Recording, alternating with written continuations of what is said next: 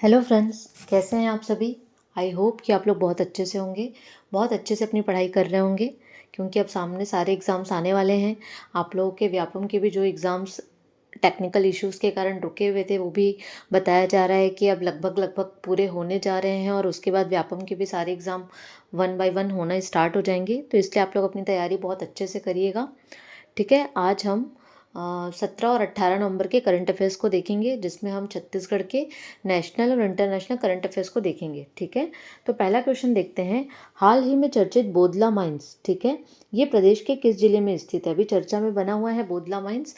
ठीक है, ये किस खनिज के लिए चर्चा में है। यूरेनियम के लिए। यहाँ से क्या निकाला जाता था, यूरेनियम निकाला जाता था। और ये प्रदेश के किस जिले में स्थित है, तो मोहला मानपुर अंबागढ़ चौकी। ठीक है, मोहला मानपुर अंबागढ़ चौकी कौन से जिले से निकला है, इसका मातृत्व जिला कौन सा है, तो वो है राजनांदगांव। ठीक है, तो ये ध्यान रखना है।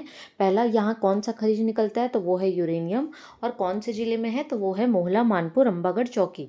ठीक है, 1998 में राजस्थान में जो पोखरण में परमाणु बम परीक्षण हुआ था, वहाँ भी बोदला माइंस के यूरेनियम का इस्तेमाल किया गया था। ठीक है, तो अभी यह चर्चा में बना हुआ है।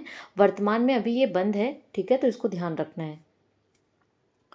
नेक्स्ट क्वेश्चन है, प्रदेश के किस जिले में टेक्सटाइल पार्क बनाया जाएगा। ठीक है, तो जैसा कि अभी हमको पता है कि 1 नवंबर 2024 से हमारी 6वीं नवीन औद्योगिक नीति स्टार्ट हुई है, तो क्रम भी आपको याद रखना है, उनके डेट भी आपको याद रखना है। वो पूछता है, ठीक है, 2024 से 2030 तक रहेगा। 1 नवंबर से चालू हुआ है। ठीक है, और ये 6वीं नवीन औद्योगिक नीति है हमारी। ठीक है, तो इसके तहत बहुत सारे क्लस्टर्स बनाए जा रहे हैं, बहुत सारे निवेशकों को आकर्षित करने के लिए सेंटर्स बनाए जा रहे हैं। तो उसमें हमारे प्रदेश में एक नवीन टेक्सटाइल पार्क बनाया जाएगा, जो कहाँ बनाया जाएगा, जांजगीर चांपा में। ठीक है, कहाँ बनाया जाएगा, जांजगीर चांपा में। और जांजगीर चांपा में कहाँ बनाया जाएगा, तो मुक्ताराज में। ठीक है, तो मुक्ताराज जांजगीर चांपा में नवीन टेक्सटाइल पार्क बनाए जाने की घोषणा की गई है। ये कितने क्षेत्रफल में बनेगा, तो 111 एकड़ में। ठीक है, और इसके साथ साथ ही हमारे प्रदेश का फार्मास्यूटिकल पार्क बनाए जाने की भी घोषणा की गई है, जो कहाँ बनेगा, नया रायपुर में बनेगा। कितने में बनेगा, 141 एकड़ क्षेत्रफल में। ठीक है, तो फार्मास्यूटिकल पार्क मैंने आपको पहले भी बताया हुआ है अपने वीडियो में, टेक्सटाइल पार्क नया है। ठीक है, तो इसको ध्यान रखिएगा। नेक्स्ट क्वेश्चन में चलते हैं। मैंने पिछले के बहुत सारे वीडियोस में आपको बताया होगा कि कौन कौन से पीएचसी को, सीएचसी को, या जो आयुष्मान आरोग्य केंद्र है, सीएचसी, उनको राष्ट्रीय जो गुणवत्ता आश्वासन मानक प्रमाण पत्र प्राप्त हुआ है। ठीक है, तो अभी टोटल कितने हो गए वो हम देखेंगे। ठीक है, तो गुणवत्तापूर्ण स्वास्थ्य सेवाओं के लिए छत्तीसगढ़ के कितने स्वास्थ्य संस्थानों को गुणवत्ता आश्वासन मानक प्रमाण पत्र प्राप्त हुआ है, तो कितनों को मिला है, 14।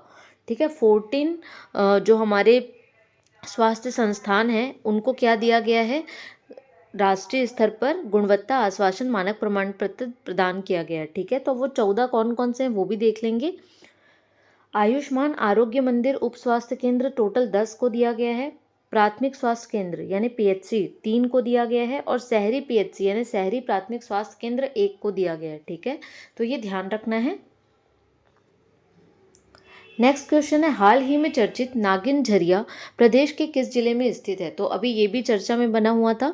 ठीक है, नागिन झरिया एक पर्यटन केंद्र है। कहाँ पे है ये, कोरबा में, जहाँ पे क्या लगता है, अभी कार्तिक पूर्णिमा में लगा था पुन्नी मेला। इससे पहले मैंने आपको कहाँ का बताया था, महादेव घाट का बताया था। ठीक है, तो आपको ध्यान रखना है, जो जो अपने पर्व भी आते जा रहे हैं, जहाँ पे मेले का आयोजन होता जा रहा है, वो भी इम्पोर्टेंट है। ठीक है, और जो न्यूज़पेपर के थ्रू चर्चा में बना हुआ है वो भी इम्पोर्टेंट है, क्योंकि हम ये सब पढ़ ही रहे हैं, और अगर वो न्यूज़पेपर में आ रहा है, चर्चा में आ रहा है, तो वो उसके एग्ज़ाम में आने के चांसेस बढ़ जाते हैं। ठीक है, तो ये ध्यान रखना है।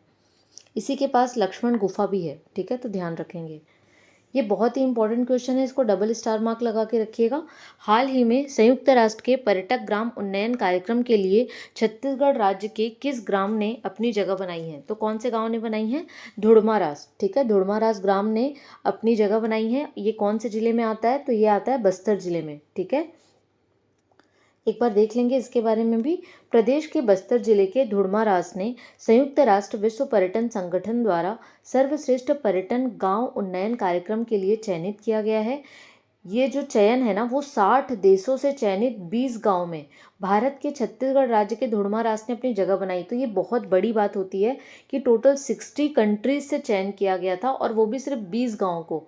और उसमें भी हमारे छत्तीसगढ़ के ढूंढमारास ने अपनी जगह बनाई है। ठीक है, अब ये जगह इनको क्यों मिली है, तो इनकी अनूठी सांस्कृतिक विरासत, प्राकृतिक सुंदरता और सतत पर्यटन विकास की क्षमता के कारण इनको क्या दिया गया है, ये सम्मान दिया गया है। तो इसको ध्यान रखना है। ठीक है, इससे पहले इनको सर्वश्रेष्ठ पर्यटन ग्राम के लिए भी अभी सितंबर में ही क्या किया गया, सम्मानित किया गया, धुड़मारास को और चित्रकूट को।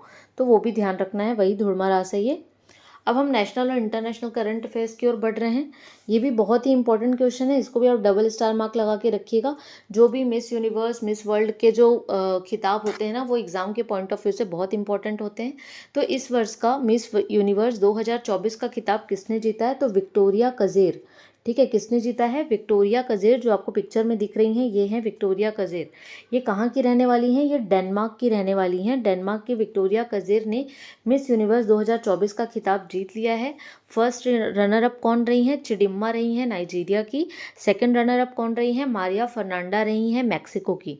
ठीक है, भारत की तरफ से इसमें किसने प्रतिनिधित्व किया था, रिया सिंघा ने, लेकिन वो टॉप 12 में भी अपनी जगह नहीं बना पाई हैं। ठीक है, और इसका आयोजन कहाँ हुआ था, ये जो मिस यूनिवर्स के खिताब का आयोजन कहाँ हुआ था, तो ये हुआ था मैक्सिको सिटी में। तो ठीक है, इसको ध्यान रखिएगा, कहाँ हुआ था, मैक्सिको सिटी में ही इसका आयोजन किया गया था। तो ये भी पूछ सकता है कि इसका आयोजन कहाँ हुआ था, किसने जीता है, तो विक्टोरिया कजेर ने जीता है। कौन से देश की रहने वाली है, तो डेनमार्क की रहने वाली है।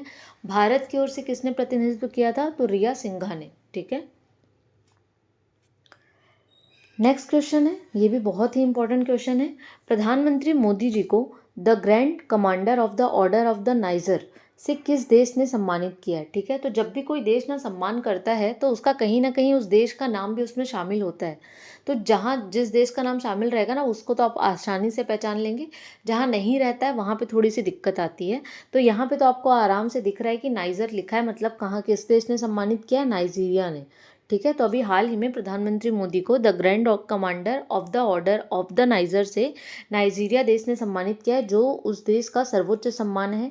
और प्रधानमंत्री मोदी जी जो हैं वो ब्रिटेन की महारानी एलिजाबेथ के बाद यह सम्मान पाने वाले दूसरे विदेशी हैं। ठीक है, तो अभी तक उन लोगों ने यह सम्मान सिर्फ महारानी एलिजाबेथ को दिया था, उसके बाद अब दिया है प्रधानमंत्री मोदी को।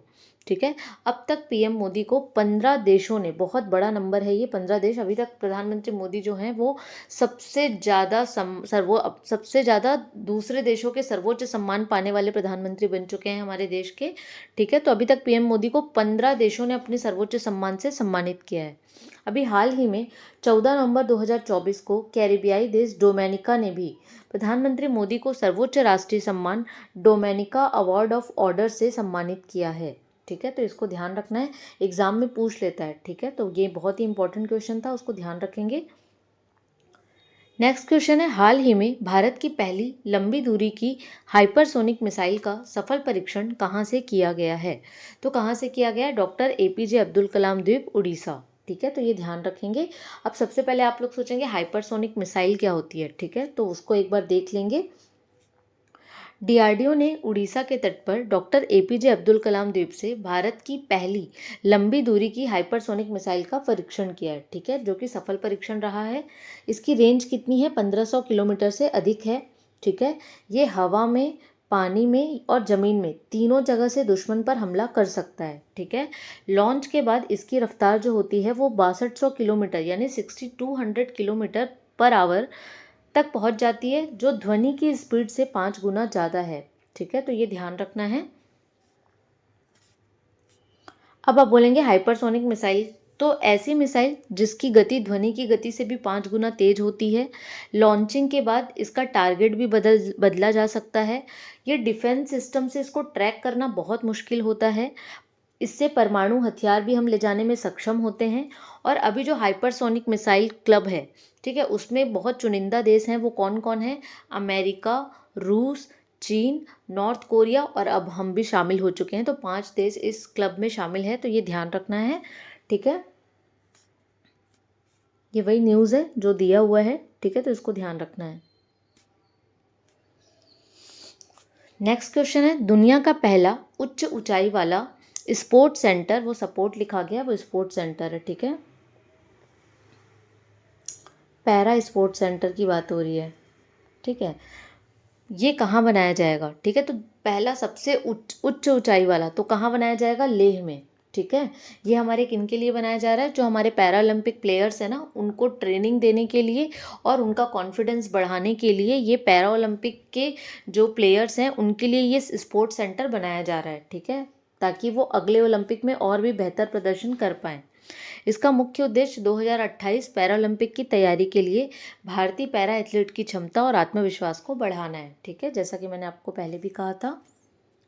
नेक्स्ट क्वेश्चन है, विश्व प्रसिद्ध पुष्कर मेले का आयोजन कहाँ किया जाता है। बहुत ही चर्चा में रहता है पुष्कर मेला और बहुत बार एग्जाम में भी आ चुका है पुष्कर मेला। तो पुष्कर मेला का आयोजन होता है राजस्थान में, ठीक है, ध्यान रखेंगे राजस्थान के कहाँ होता है, अजमेर में। तो अजमेर के निकट विश्व प्रसिद्ध पुष्कर मेले का आयोजन 9 से 15 नवंबर 2024 तक किया गया है, ठीक है। यहाँ पे ब्रह्मा जी का भी मंदिर है, पूरे विश्व में इकलौती ऐसी जगह है जहाँ पे ब्रह्मा जी का मंदिर है, तो ये भी ध्यान रखना है, ठीक है। तो आज हम इतना ही करंट अफेयर कवर करेंगे। अगर आपको ये वीडियो अच्छा लगता है तो वीडियो को लाइक कीजिएगा, चैनल को सब्सक्राइब कीजिएगा, अपने दोस्तों के साथ भी शेयर कीजिएगा। अगर आपका कोई और फीडबैक हो तो वो भी आप हमारे साथ शेयर कर सकते हैं। Thank you so much.